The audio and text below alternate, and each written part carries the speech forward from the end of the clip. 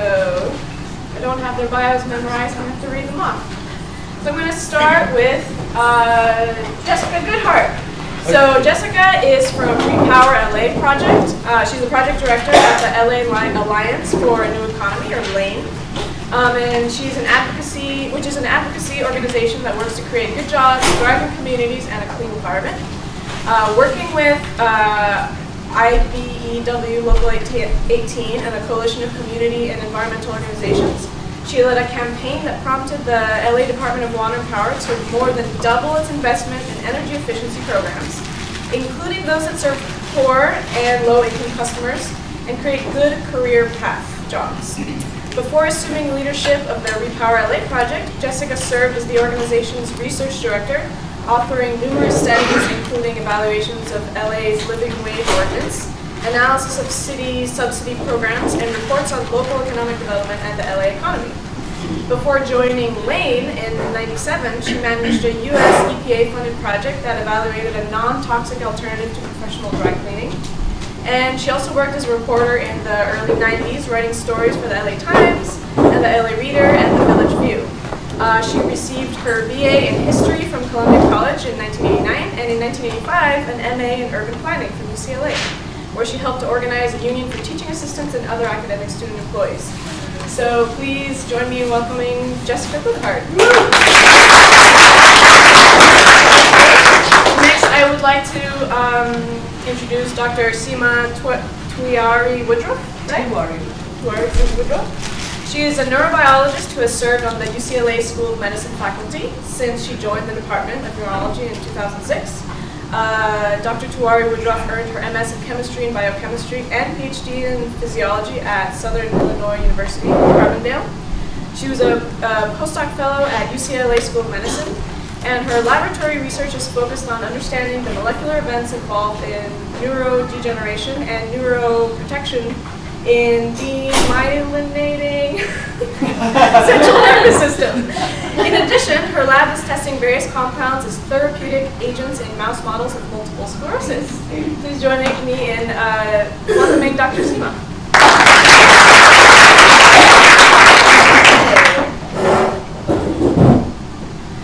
And we also have Sheila Seeman. She's a San Diego native. She completed her undergraduate degree in molecular cell and developmental biology at UC Santa Cruz. There, she worked as an undergraduate researcher studying the hormonal influences of breast cancer progression in the laboratory of Frank Talamantes. She decided that science was fun and proceeded to obtain her PhD from the University of Wisconsin-Madison in biomolecular chemistry, where she focused on elucidating the mechanisms underlying susceptibility to neural cell death in the lab of Robert Nichols.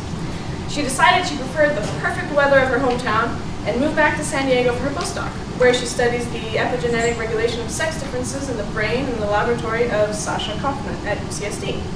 During her postdoc, Sheila realized the severe lack of professional development opportunities available to postdocs and founded the Exposure to Industry program based on UC Berkeley's PIPE.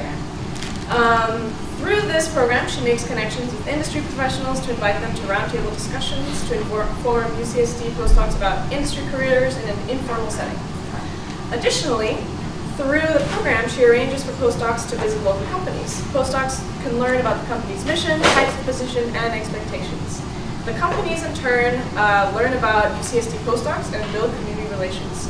So far this year, we have visited Pfizer, Johnson & Johnson, with visits to other local companies planned for the near future. There's been a lot of positive feedback from postdocs about this new program, and she hopes that UCSD postdocs will utilize these valuable connections in order to advance their careers. Please welcome me in joining Sheila. And our last panelist is Jeremy Kunkel. He earned his dual bachelor degrees in biology and chemistry at Longwood University in Farmville, Virginia. Following graduation, he worked as a chemist on hazardous waste cleanup sites, emergency responses, and natural disasters for an EPA contractor. And he continued to work for the contractor while completing a master's in environmental studies at the College of Charleston in 2006.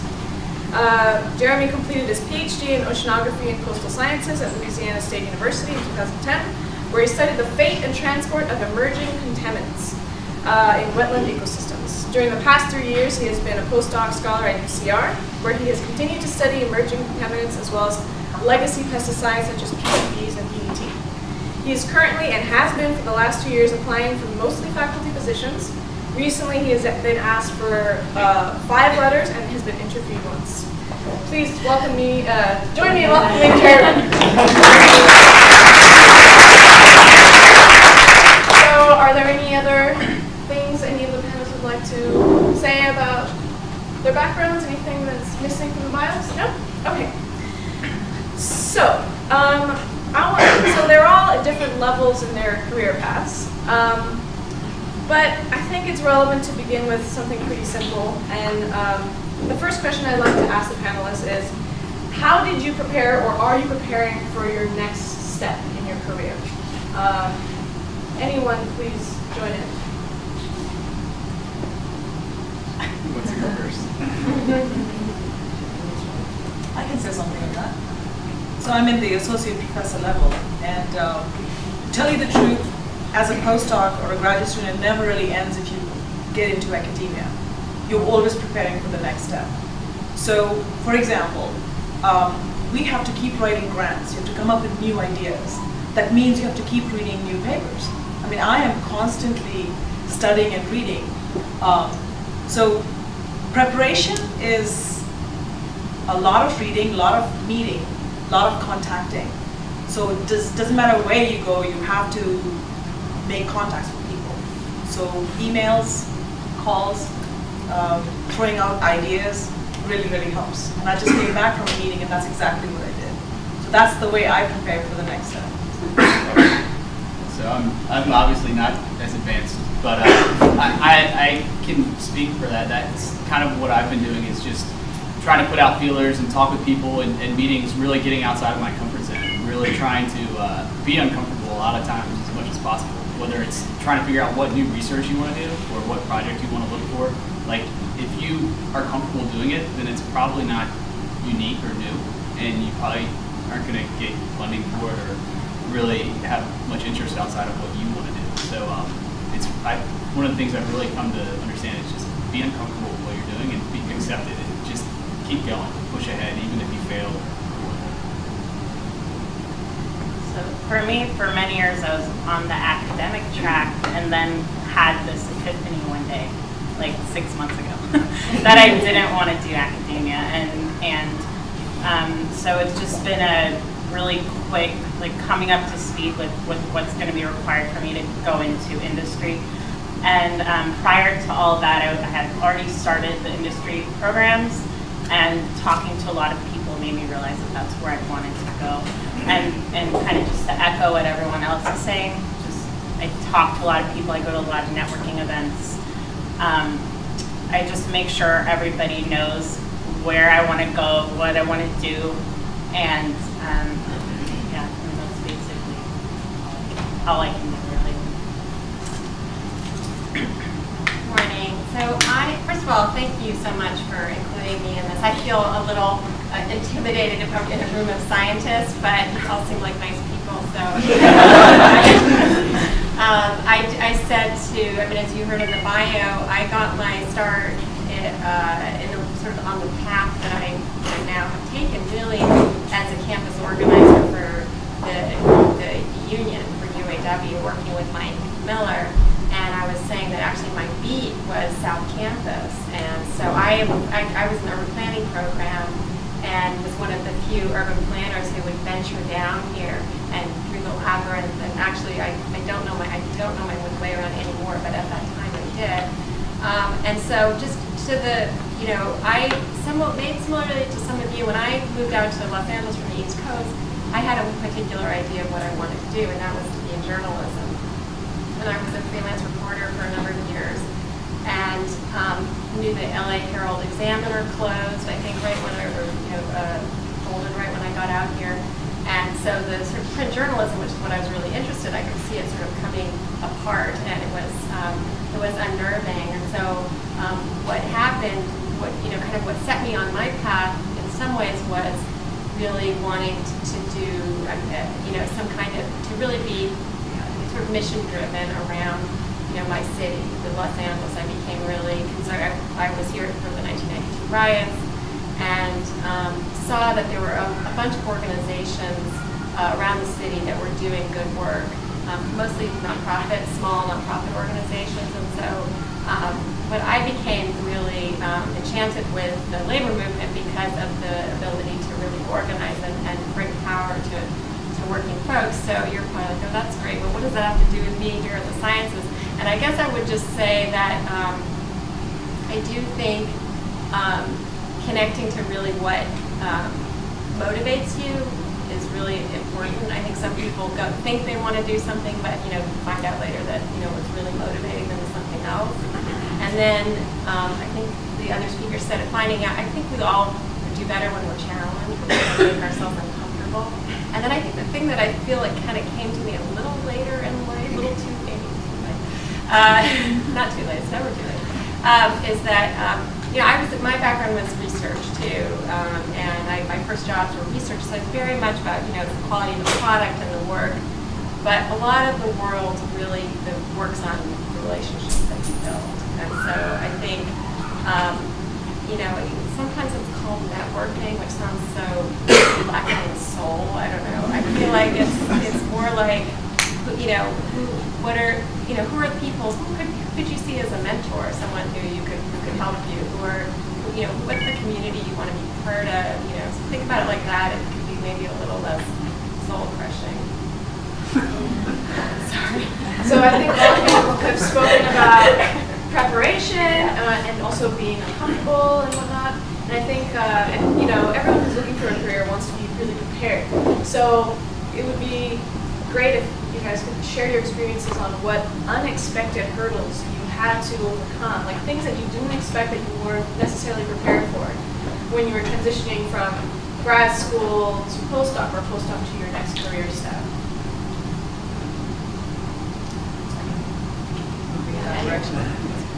So for graduate studies, I thought the world was going to be just opening up to me, and I will just walk into a postdoc and then get a faculty position. That's how motivated I was. And when I joined my first postdoctoral fellowship, it was crushing because I was changing fields, and then the competition was great. There were already postdocs in the lab when I joined in, and I came from a small university to UCLA. And the preparation time was intense. And there are roadblocks in the way where you're applying for grants. The PI kept pushing us, write a fellowship, write a fellowship. And while I was in my first postdoc, the PI lost her R01 grant. That meant was the contract I had signed in 1994 to get around $27,000 a year, which for me was a lot of money then, went down to close to $19,000 a year because I had to apply for an NIH fellowship. So what I'm trying to say is that you get hurdles in your way, and now the choice was, do I stay in her lab and whatever that 1 year of work I had done continue, or leave and go to another lab and start afresh?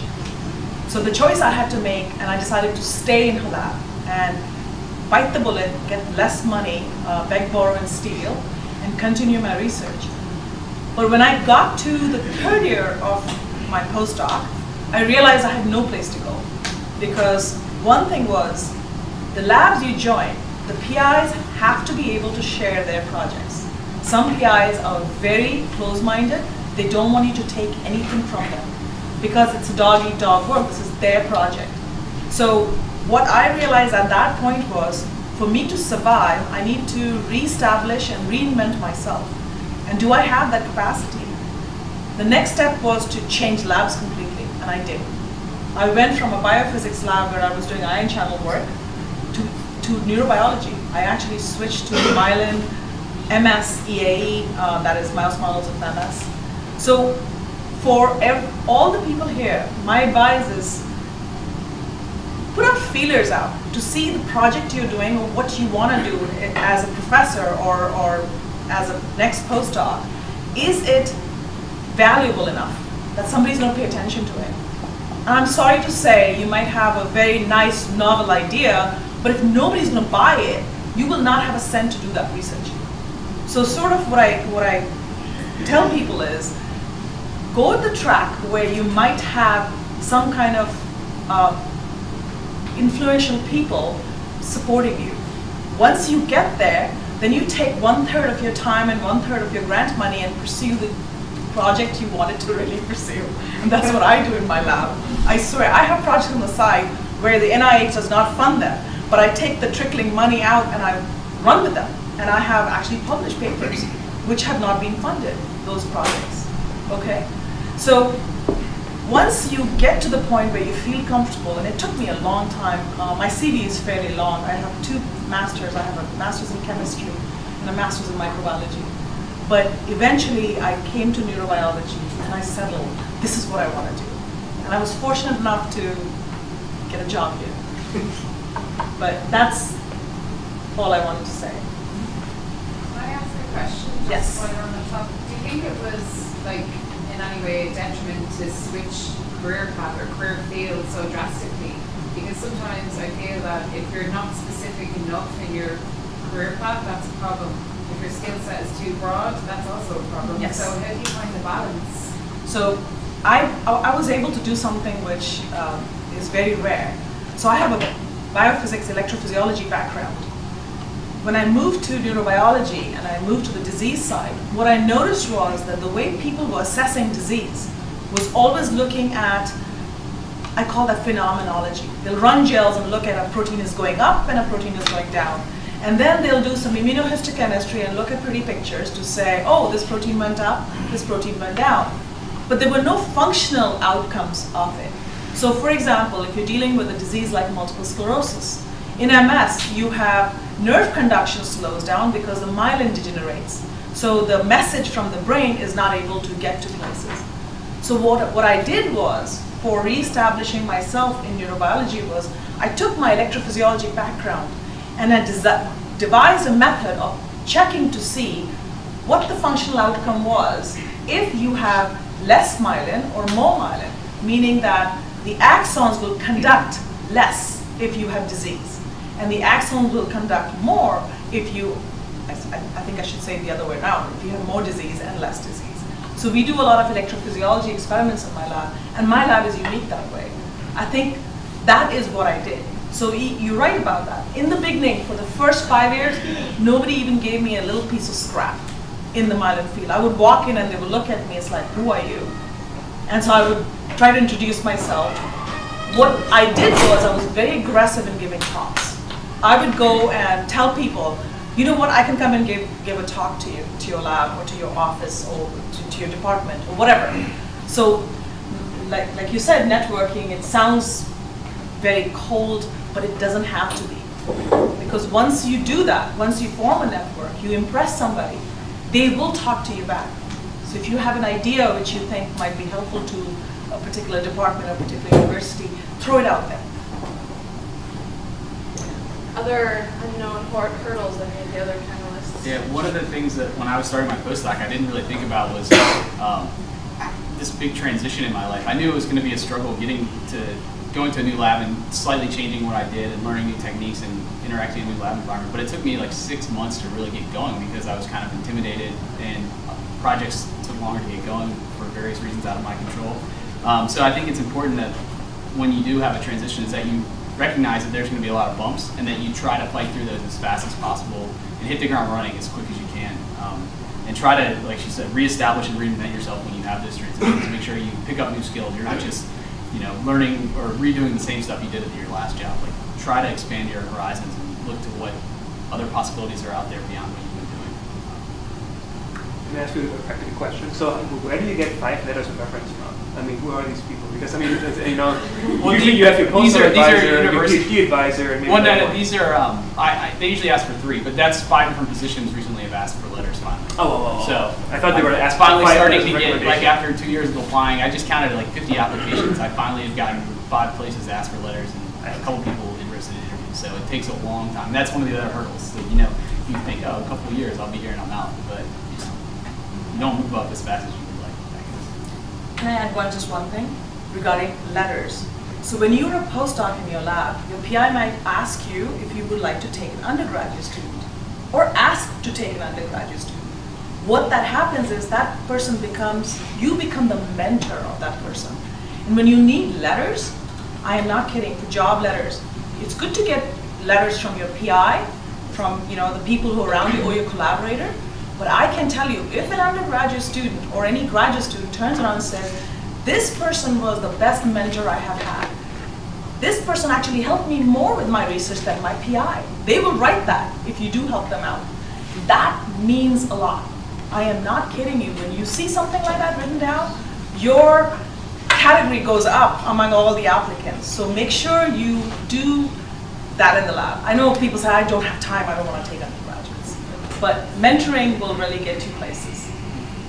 And then I guess I have a question for people here before I keep talking, but how many of you are actually thinking of going into an industry career here?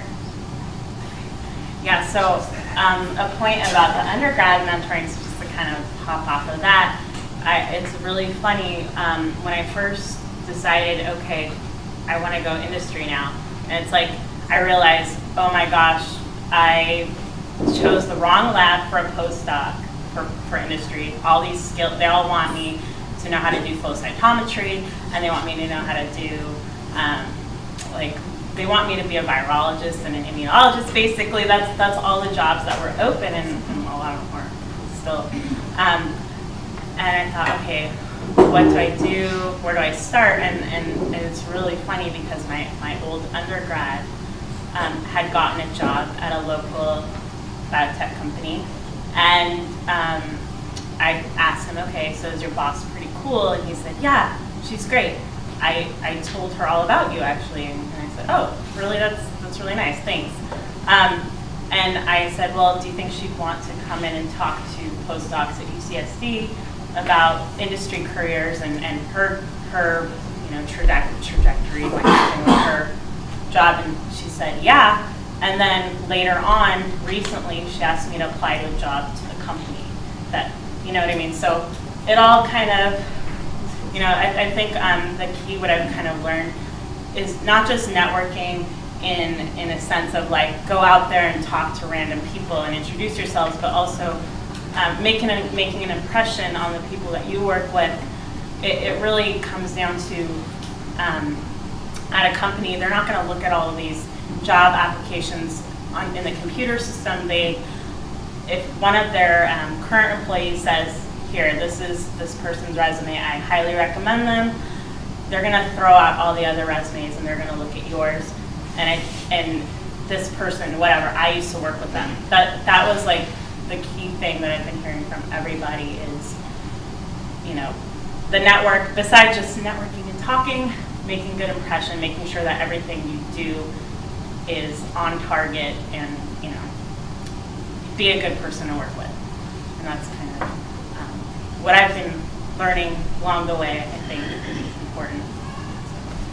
So now your undergraduate is going to be a new boss? Oh, no. Who knows who's the boss? Definitely not.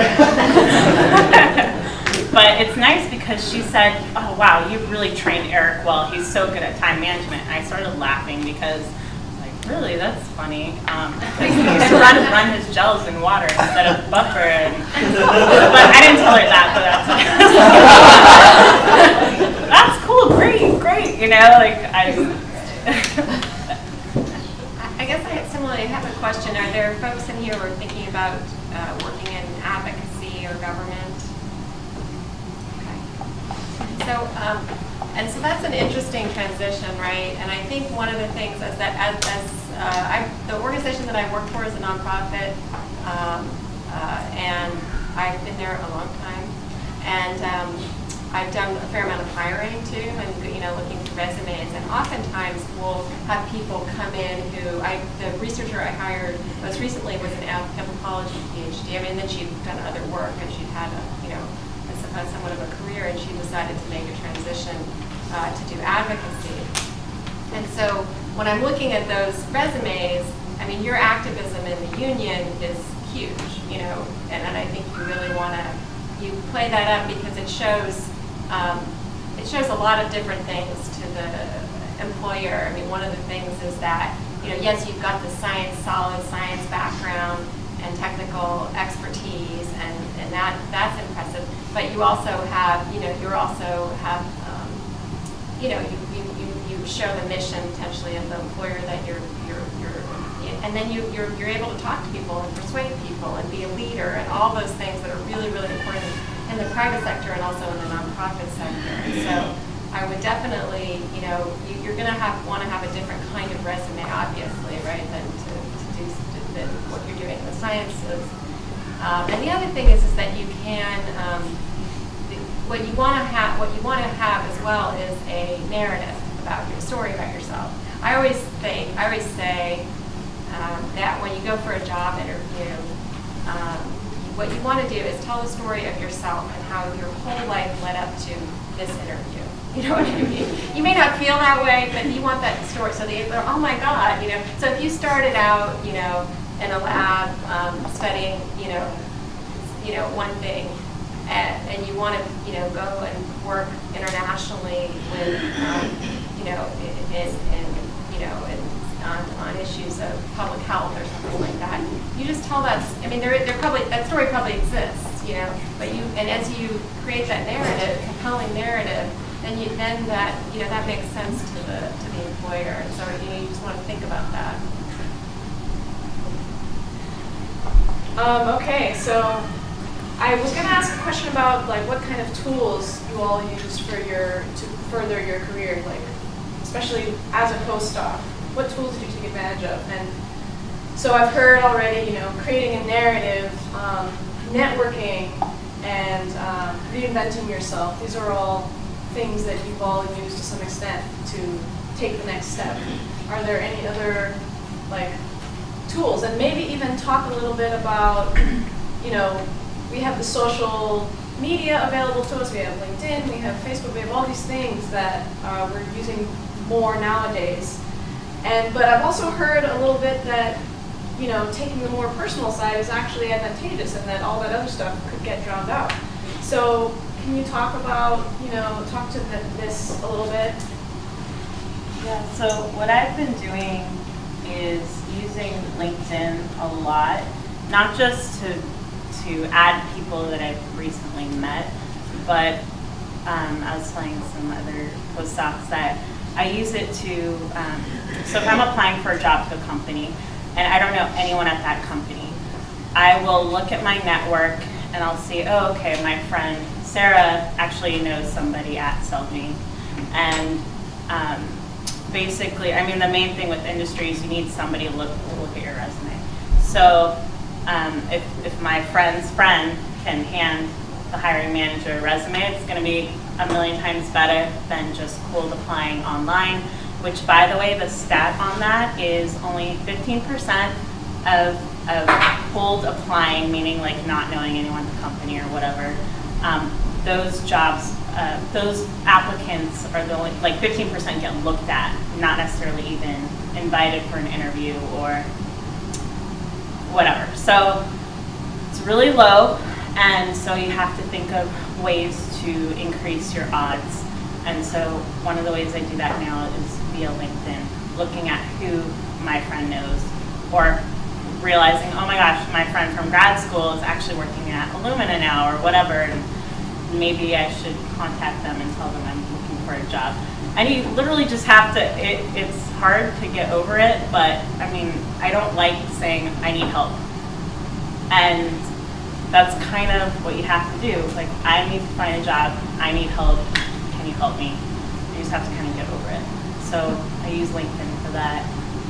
The other tool is because I've made the program where you can, for postdocs, you see are visiting pharmaceutical companies. I use that as a point of talking to people. So, hey, you work at Novartis. We are organizing site visits. Can we do that? And that also helps me make more connections. So, if you get involved, you're involved in the union. So if you do anything like that, that's a really good way of making connections without having to, I guess, some people say, prostitute yourself out, just talking to people about other things besides the fact that you're looking for a job. Anyone else have comments on tools? Go ahead. So for tools, I come across a lot of postdocs who look at jobs, and graduate students who are looking for labs, or even postdocs looking for industry jobs or academia jobs. Obviously, presenting your research work in meetings is important, talking is important, but when you apply for a job, they always have a job description. So for example, an assistant professor of biology, they're looking for somebody who's working on planktons. I'm just throwing out there. If you are close to working on planktons, make sure you have that in your letter right away.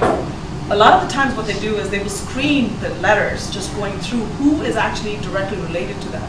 People really make a mistake where when they're writing a letter, they have a generic letter and they send out to 15 universities. And it's the same thing, make it personal.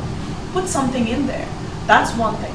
Second thing is if you know somebody in that university, even if you met them passing through in front of your poster or your boss knows them, your present PI knows them, send them an email. Send them, there's a position open in your university or in your department, and I'm really interested in it. I would really appreciate if I am given a chance. Something to that effect. I know, we call that, what is prostituting or whatever you want to call that. Seriously, we talk about that, sometimes.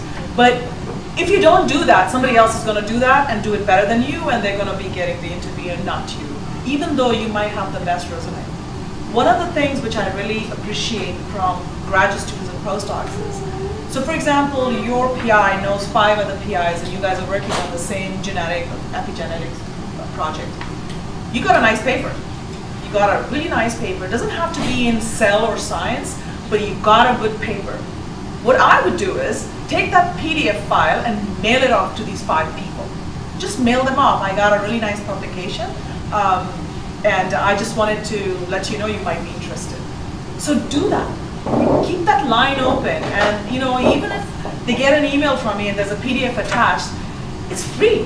I don't have to go look at PubMed. I double click on it and glance at the abstract and go, that's really good. Now it's ingrained in my mind that you're working in that project, or you are the person to look for if something happens. I'm on your side. Next time your application comes up, I'm going to push it. Okay. So LinkedIn is great. I get that a lot, but I'm in the old school.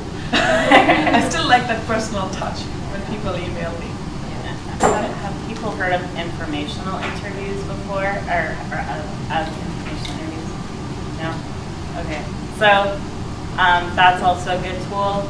So just meeting with somebody, let's say at a company or at somewhere you'd like to work, and just talking to them about, just asking them general questions. How do you like the company, and what kind of job do you do, and tell me all about it, and what's your career trajectory, what are you going to do next, and just kind of making that connection, and just on the grounds of, I just want to learn more about you and your company, and they might remember you later. That's yet another connection. But one of the ways to get those, even, I've actually done it where, well, first of all, from knowing people that know people, but then secondly, making a phone call. That seems to get people's response rather than just emailing them. So calling them, asking them if they're time, or if they have some time to talk right now. If not, then what's a better time? And you just kind of see if they can talk to you about their job and stuff. I think that's another good tool, I think. I also think, and I was going to say that too, I think informational interviews are really good because it sort of takes the pressure off everybody and you can learn a lot. And then if something comes up later, they may remember you, and particularly if you keep some kind of communication. I think, in the advocacy, I mean, we have, one thing that I've used professionally is blogging. So if I think especially if you're moving from the sciences into advocacy, I kind of want to know if you could talk to, ordinary people about, if you could translate some of, what you're saying, or if you have that ability to really communicate. And I think if you blog, and even if you do it start with sort of instrumentally, like find out where that is, and you blog about some, issue that you're really passionate about, and then you send that out to a few people. That's a way of just, and then the nice thing about blogging too is really it conveys your voice and your personality a little bit too, which is a nice kind of way to communicate with people. And you can also blog about what people really will care about is if you blog about something that they're interested in. You're helping them promote their idea or their work, and then they'll open up and then they'll read it and then they'll send it to a few of their friends. So that's something else you can do. So one of the things that, not really necessarily a tool, but a trait I think is really important is patience, or two traits, patience and persistence. Like, you're going to apply to a lot of jobs unless you're incredible, and I'm not, obviously. I've applied to like some 50 jobs over the last couple of years, and I'm finally starting to get feedback. So the important thing is to just keep going, and as you apply to all these jobs, you're going to just continually, hopefully, improve your application materials and figure out how to better target each job or whatever they're looking for in that position. So that's the thing, spend 10 hours on one application, you do that 50 times, they should get pretty good by the end. You spend a lot of time reading. Don't just like, after you start writing, say, okay, this is how I'm going to write all of them and kind of mold them each way, but continuously look online and find new ways to improve your abilities to apply. So patience and persistence is the only things you can really work with, I guess, when it comes to trying to get a new job or a faculty position in any industry. So, hold on, I just want to ask one last question and then we'll open it up to questions to everybody. Is that okay? So, as postdocs, we can be mentors, like you guys mentioned that being a mentor, getting a really good letter from president, but we're definitely mentees. So, how did your relationship with your PI, like, nudge you to where you're going? How did it influence the jobs you got? Or if there wasn't a good relationship, how did you overcome that? So I can start off because I had 2 postdocs. So my first postdoc experience was good and bad. In retrospect, I think I learned a lot from my first postdoc PI. But when I was in her lab, she kept us all off at arm's length. We could never become friends, per se. And her idea was that if I was your friend, I wouldn't be able to tell you what your faults are. And remember, I was telling you that that was one of the things which you look for is somebody letting you have a project to yourself. And he said, you work on it, you make it work, you take it with you when you leave. And so I walked out of my first postdoc lab, with a 3-year American Heart Association grant. I dropped it. I let it go. I joined this guy's lab at an 80% paycheck. I took a pay cut. He said, I don't have enough money to pay you. I said, I'll take an 80% pay cut. I joined his lab. And his attitude was very different than my first PI's. He was more a friend. He was actually there to support you, and he pushed my career. He actually pushed my career eventually. So it depends on how you reach which lab and what your relationship is. So I learned something from the first postdoc PI and the second postdoc PI.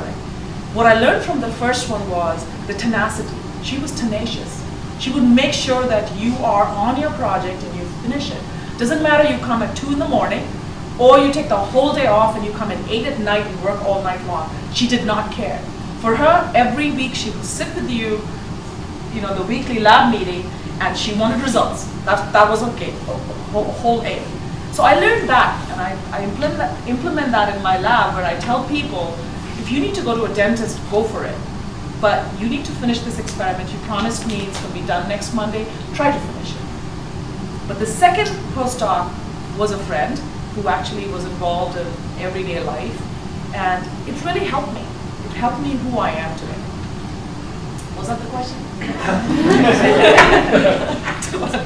Anyone else want to talk about their mentors?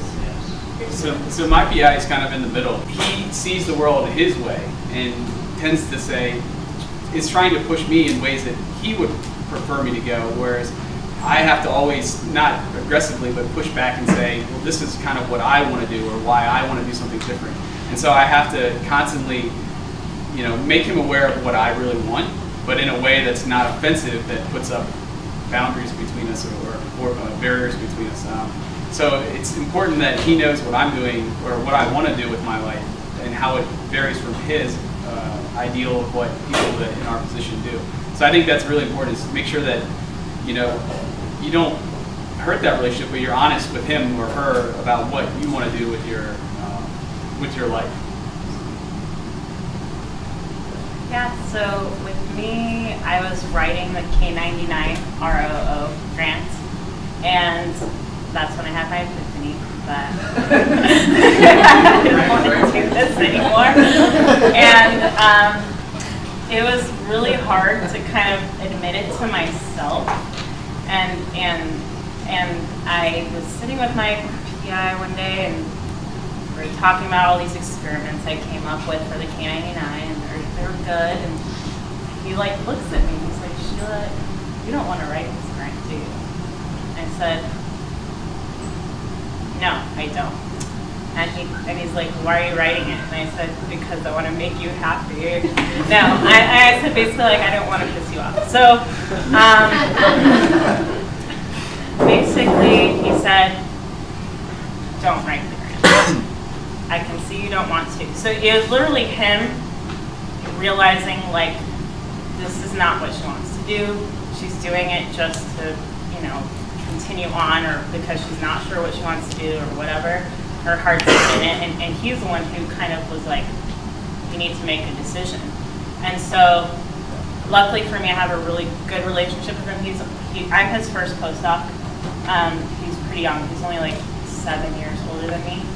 And so the lines of like friendship versus mentor, it can be difficult sometimes, because sometimes I'll just be myself and be like, no, I don't like that. He'll be like, excuse me, can't just do that, but oh, okay, sorry.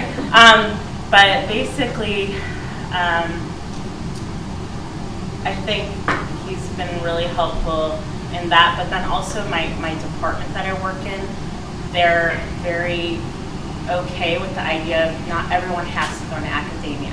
And so a lot of others, like one friend of mine went into patent law, another former postdoc went to work for another company. The PI across from me, Pamela Mellon, who's been doing this for years and years and years, a lot of her former postdocs are at Pfizer or whatever, so they're all over the place. Everyone's doing something different. And luckily I have a pretty supportive environment besides just my PI, because his network right now is a little smaller. I can go and talk to other PIs who can be more my mentor on another career track. So it's good. So I had one other thing. So even though my PI has his own way of looking at things, and sometimes it's difficult talking with him, so what I've done is I've kind of found another mentor in my department, another faculty member who will sit down with me and talk with me, even though it's very informal and there's no like agreement, as far as being a mentor. I just go in his office and talk to him about what I want to do, or about some job I'm applying to, or something like that. So even if you're not getting what you need from your PI, it doesn't mean that you can't find somewhere else in the department. And this professor's not young. He's new to only been in UCR a few years, but he's still willing to sit down and talk with me and give me perspective on some of the things his postdocs are doing that are annoying him. And so I learned from that as well. So that's another avenue as far as mentorship. If you can't get it from your own PI. Yeah, and I mean, the university context is very particular, and I had come from a family of academics, including some scientists, so I know a little bit about it. And I think, so where you have the PI, or PI is up here, the professor's up here, the grad students under, it's kind of futile. I guess I would say for those who are thinking about transitioning to other careers, it's not quite the same. And a lot of actually some of the great kind of advice or inspiration for my own development have come from people who were my superiors. A lot of it has come from my peers as well, people who I admire, who I've gotten, and I guess in the lab context, you really get to work closely with other people. And so I would just look for those opportunities as well. That's professional support that you can get from your peers as well. I would like to open it up to questions. I think Chrissy had a question. So well, it was kind of piggybacking it. It's Jeremy, right? Mm-hmm. Yeah. So you said it was persistence, patience, and then I want to add another P, which would be personal contact. Which basically, so what I think really what makes you stand out, I'm on the job market, I've done the 50+ Plus, like I've had quite a few phone interviews lately. But we're really, it's just all about distinguishing your CD from everything else that's out there. I got a pile, especially if they're like advertising on the Chronicle or something like that. They have at least 100 applications for a lot of these positions. But oftentimes there's a contact person listed as like if you have questions, contact so-and-so, or if you find out who the head of the search committee is, you email that person and ask them whatever random question you can come up with. Try to make something probably intelligent and maybe impressive.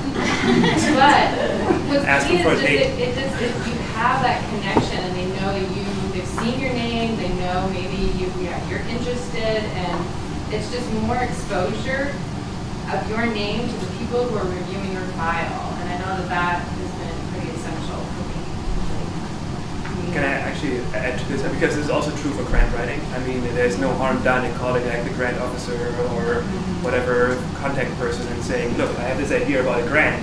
Because often you have an idea and then there's a grant description, and your idea and the grant description have sort of like maybe a 50% overlap, but sometimes not.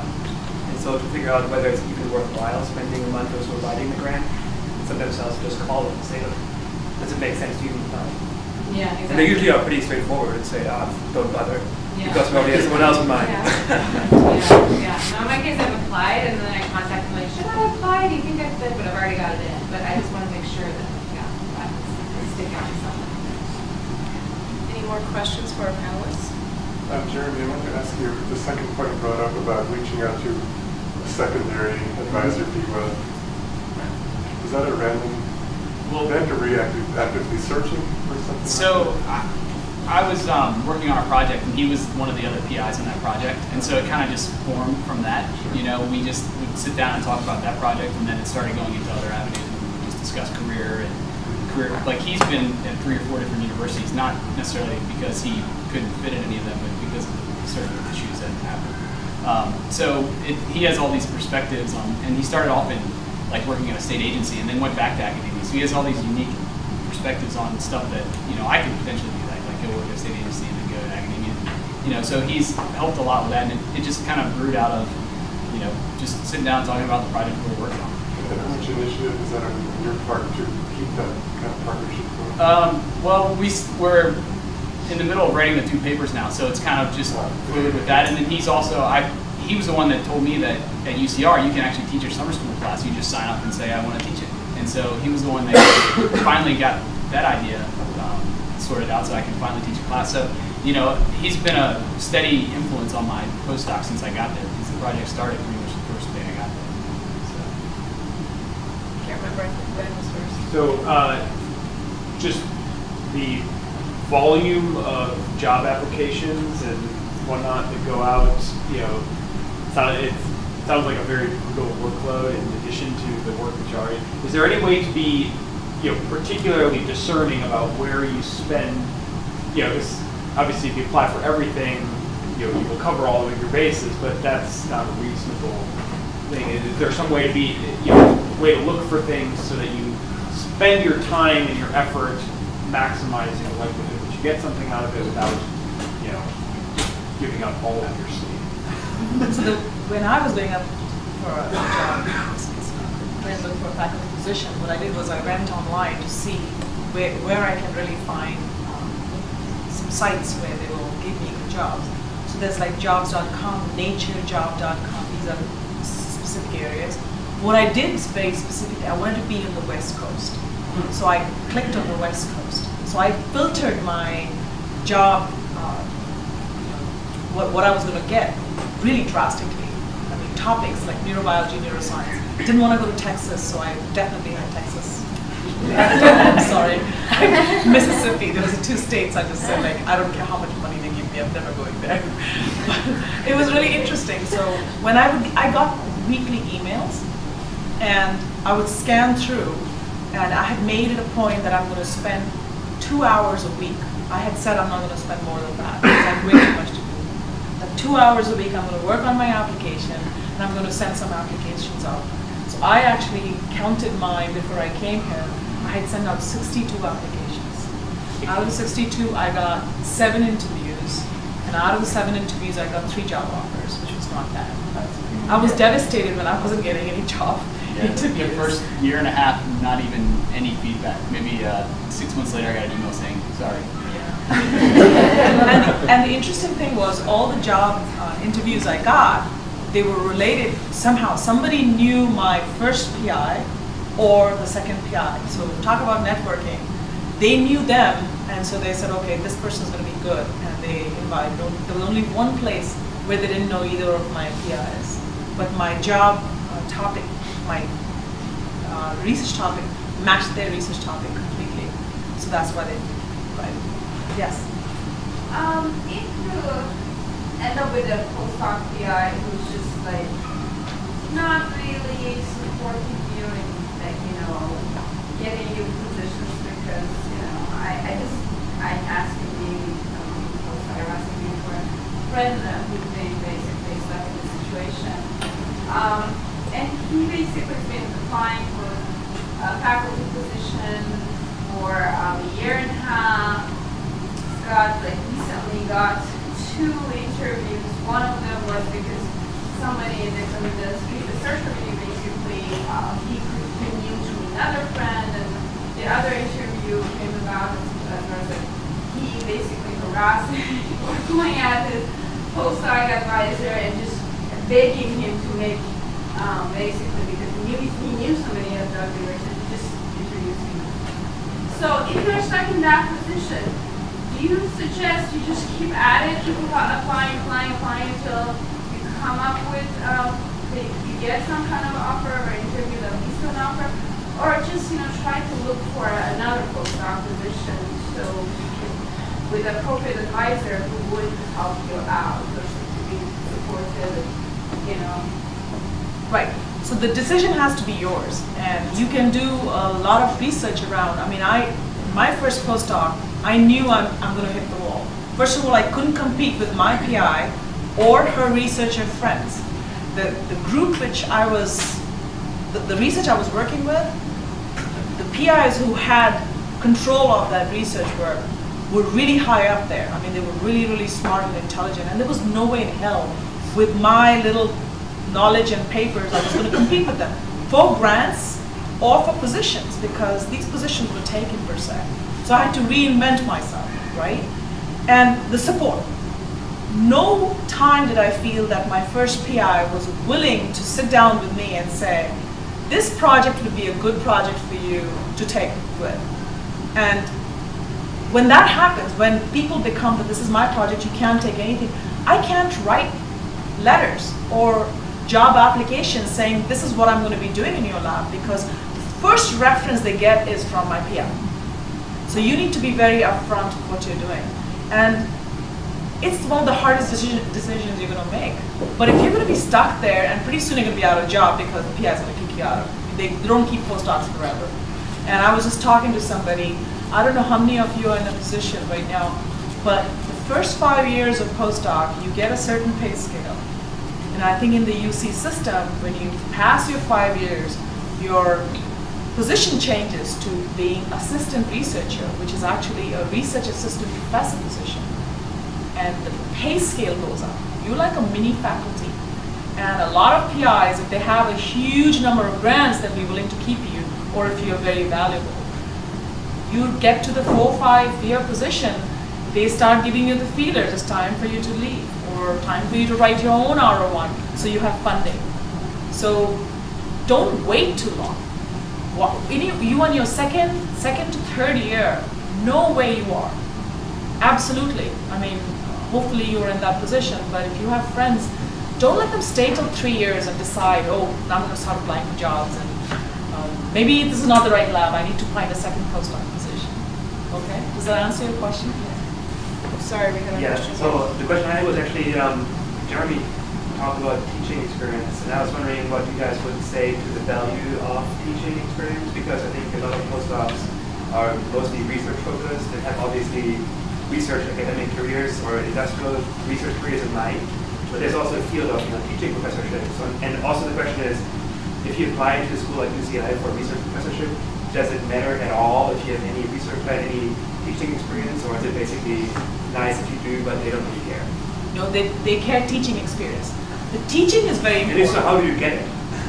Oh, it's like teaching experience? Yes, like, for example, I think teaching a course as a postdoc is not that easy unless you're a PI, teaches a course and he takes you as an assistant? Contact, like Jeremy was saying, you keep a network going, and if there is a research lab going, I would get calls because I knew electrophysiology. They'll say, hey, would you like to teach 1 hour, like just one lecture?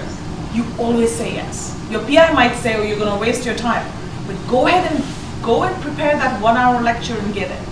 The reason I'm saying it, so all the Cal State jobs, all the college jobs, if you're not going to be able to get a job at University of California, Berkeley, or Stanford, or UCLA, there are really nice jobs available, which are actually better, because these jobs have FTEs. If you got a job in Cal State, Long Beach, or Northridge, 80% of your paycheck is paid by the state. Again, agree, the state is in red, but that's where the teaching is going to be really important. If you don't have teaching, they are not, they don't care if you have lots of papers and research experience, but they will take somebody who has teaching experience, because you will be teaching undergraduate classes there. So don't ever miss out on an opportunity for teaching if you can do it. Oh, I did have a few. So I was also exploring the just teaching career a couple of years ago, and what I did was I contacted the department chairs of every single community college in San Diego, and I told them I want to explore a teaching career. I miss teaching. I really enjoy it. And do you have any adjunct positions available for it? And then basically what happened was a couple people replied, a couple of departmental chairs replied. A lot of them just ignored me, but I went to just talk to one of them. She said, I don't have anything available, but come in and talk to me about teaching careers. I said, okay. So I show up, and basically at that meeting, she told me that, okay, so something came up. There might be an adjunct position available. Would you be interested? And I said, yeah. And so I taught a night class for a year. Huh? Because we have 100% appointment, right? I mean, how do you even do that? Well, that's if you don't have children and... No, I mean, but time-wise, I mean, ego-wise, because we have, I was unclear about whether or not as a 100% postdoc at UC, you can take another appointment as an adjunct somewhere, even if I had the time, which I don't, but if I had it. Because I would basically allocate 150% of my time. I don't know, I did it. I can have at UCR, like they basically, that session I'm teaching this summer, they're going to knock my salary down by 80%, and that's going to be paid by the university. So my PI is only going to have to pay 20% over that time that I'm teaching. So yeah, it's adjusted at least at the university level. But you don't make more money. So I'm going to be the asshole and try to get this away from academia, because I think there's a lot of panels and a lot of resources, especially in academia. We can talk about PIs and other postdocs. I'd like to know more about using our scientific backgrounds in nonprofit organizations and what's available. How could we fit in? How could we use our skills? Are there jobs for science advocacy or communication or even education in nonprofits? So it's a really good question. I'm going to tell you what I know, and I think you should also probably do more networking to find out other opportunities. We work as my organization. We work with a lot of environmental organizations. We work with the Natural Resources Defense Council, Sierra Club. There's a lot of really interesting work around climate change. That's and climate science, and I think that. There's also obviously public health. Now, I know somebody who came out of the biology department here who ended up working for actually for government for AID and going doing a lot of work overseas. And my background is not in the sciences, but I do know that we really need good people from the sciences in advocacy, because what happens is that in industry they have those people. And so, when there's really not a lot of that knowledge on the side of advocacy for people. I just came from a conference where there was an incredible New York Times series about all these chemicals that that have not been declared unsafe for workers. and there's like thousands of them that nobody's looked at, and people are getting sick, getting breast cancer, you know, and so, you know, there's just a lot of work to be done. There's Concerned Scientists, that is a really good organization. So I would, I mean, I think all the sort of things we were talking about with networking, I would just start to do that networking and almost mapping of those organizations, and I can, you know, talk to you afterwards about that. But I do really think that that there is a need for people with sciences. The other natural, I mean, from the biological sciences, I think that there'd be a natural link to public health advocacy, and one thought would be also to take a public health class, take an extension class in public health. It doesn't really need to be, you know, anything for credit, but it's going to help you begin that process of networking. And also, I think, speaking the language of advocacy organizations, because a lot of the stuff you do, too, in the sciences, like all the grant writing, I mean, that's just the lifeblood of the nonprofit world. And if you know how to do that, and you know, also speak articulately, and then you understand the sciences. The other thing, actually, Mike Miller and I were talking earlier about political campaigns. So the term limits in California is like a full employment act for political consultants, because people are always running for office constantly. Now, and you know, it's interesting and exciting. It can be interesting, exciting work, important work, and that's about, you know, there's huge data sets that you have to manage, and there's a lot of communications and outreach, you know, and stuff like that. So a lot of those skills are transferable as well. From the outside, it seems like politicians aren't always interested in what scientists have to say, but so you know, how would we go about applying to be, for example, a science advisor or something? The Union of Concerned Scientists has a lot of resources on that. If you go to their website, they have a lot of really good stuff. And then there's a lot of there used to be, I don't know how many are left after sequester, but fellowships and internships on Capitol Hill to translate science into policy and stuff like that. Like the Canals Fellowship used to be a big one for NOVA. I think that just got cut. The other thing I wanted to add to this is, like, there's a fantastic zillion boards, and you know, there's county boards and city boards and state boards, and for all sorts of science-related, you know, wetland projects and infrastructure projects and stuff. And so if you know people who are involved in the political movement, say in the party on some local level, they might be able to help you with open board positions, because often board seats are not filled because it's voluntary work and it takes time. People don't want to do it, so you can gain some really good experience sitting on these boards to oversee some project or something. Or if you know which seats are open, it's not that easy to find out unless you have someone who knows about the political machinery. Or if you want exposure, you can just go to all these community meetings where people are discussing these topics, and if you're a scientist that has any input, speak up, talk. And you already your friends will be there. So there's one more thing. So I work on disease. There are a lot of societies which are voluntary, and you can go actually and volunteer there. And the nice thing about, like, for example, National Multiple Sclerosis Society, so this is what I'm involved in. These are really nice, because if you go and volunteer, you don't have to volunteer a lot of time. They actually have job openings. They pay the people really well. And they're looking for PhDs who can actually be the liaison between the scientists and the public. And a lot of people don't think of those jobs. Those are really nice jobs. When I go to some of these National Multiple Sclerosis Society meetings, they will come up and talk to us. And I'm always surprised that they always have a PhD in the back of their, you know, like name. And that's what they decided to do. They're good speakers, they know what's going on, they understand the research, they understand what the patients need, and they're sort of become the liaison between the two. So there are a lot of positions open up, and they're not advertised in universities. I don't know why. Okay, so we are running out of time. This panel has been amazing so far, but we should probably think about, you know, a couple last questions. So you already asked a question. How about Neil? Oh yeah, I agree. It's been a great panel. I just was wondering if you, Jessica kind of talked about this a little bit, but just kind of the interface between, you know, we're sort of a new formation, having a union of scientists, postdocs really. There's a few other ones around the country, but you know, how does that interface with, you know, moving your career forward? And I can think of some ways, you know, developing leadership, and you guys touched on some of that. I'd love to hear about your ideas.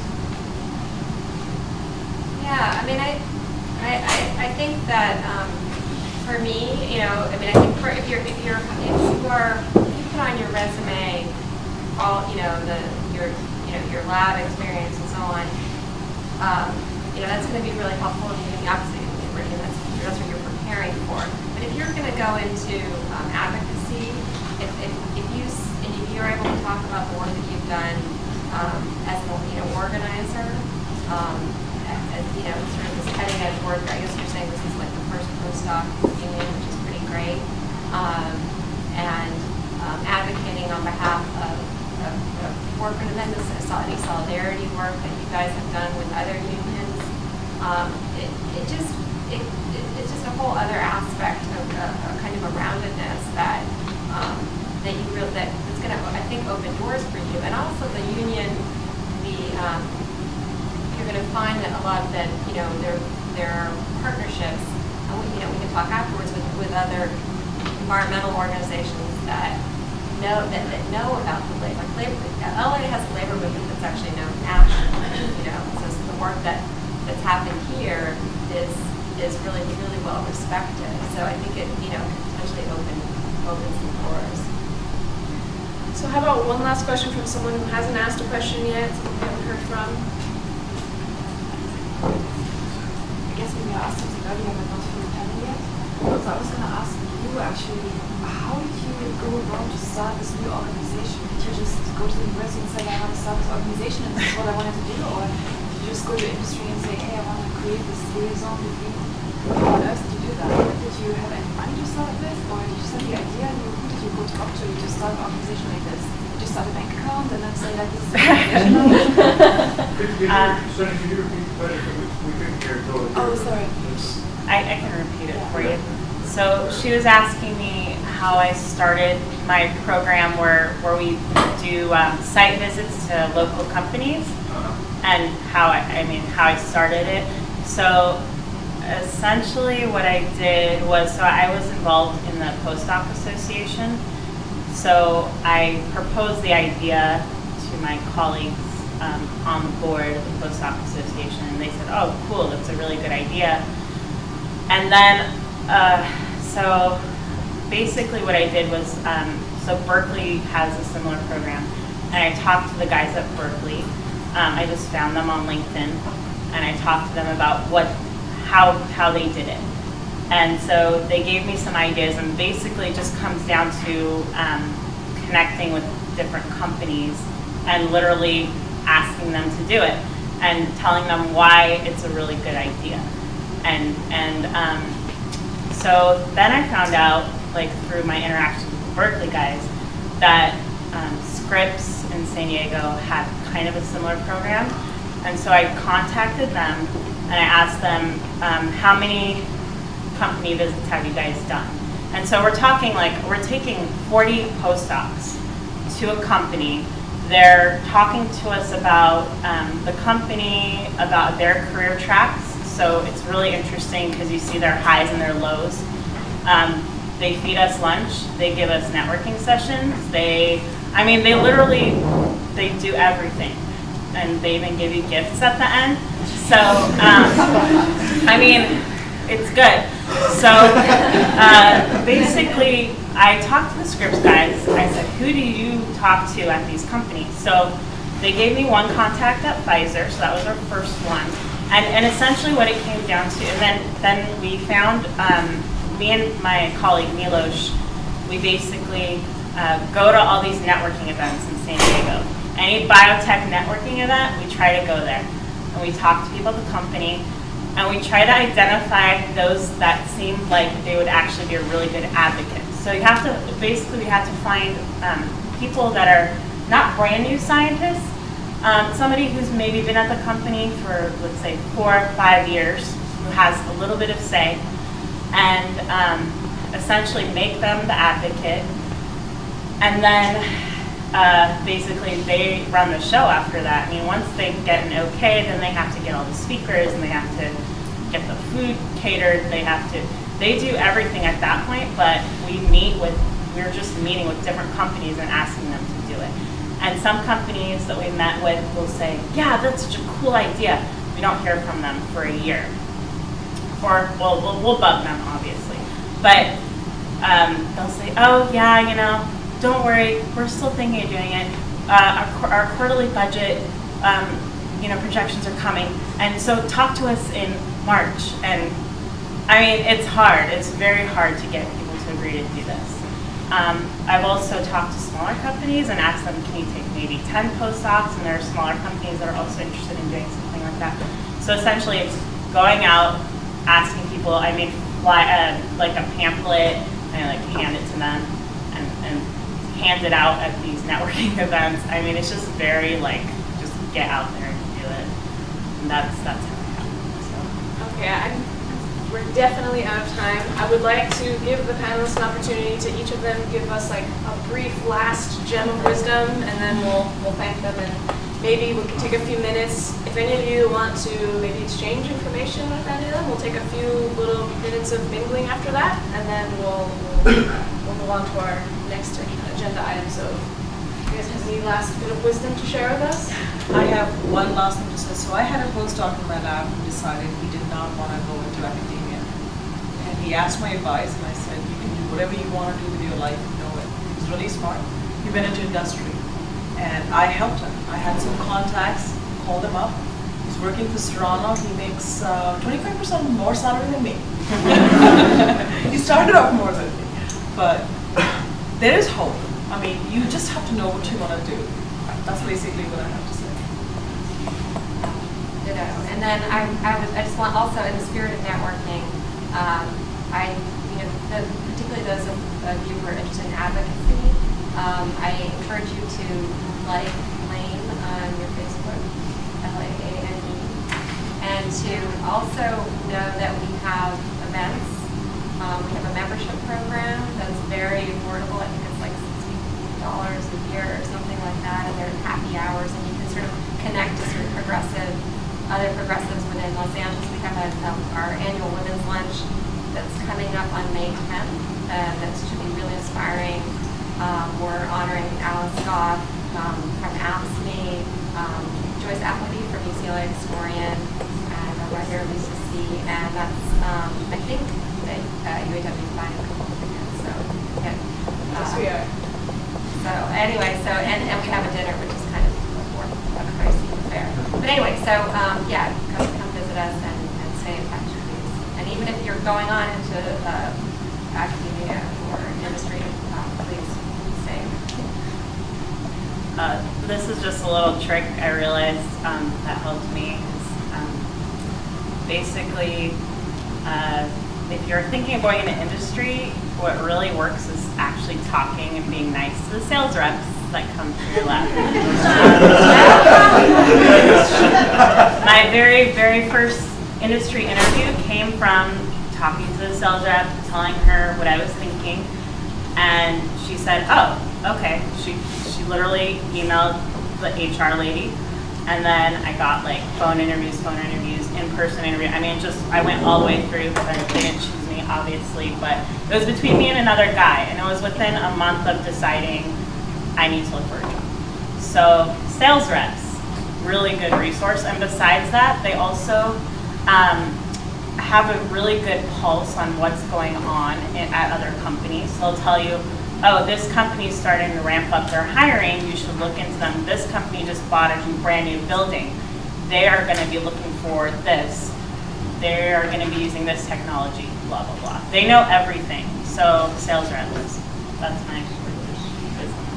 So I have a nice cliche for you. Just keep your doors open. I never wanted to come to California, and I was trying everything I could to not come out here to this postdoc. Unfortunately, nothing else worked out, and so I can't imagine that I could have ended up in a better place to work. So don't close one door without fully exploring what's behind it. Unless it's Texas or Mississippi.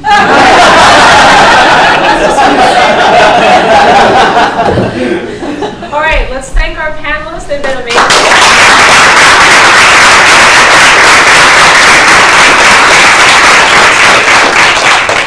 And let's take a few minutes. If you guys had specific questions for specific panelists, just come up. Let's mingle with them a little bit, and then after that.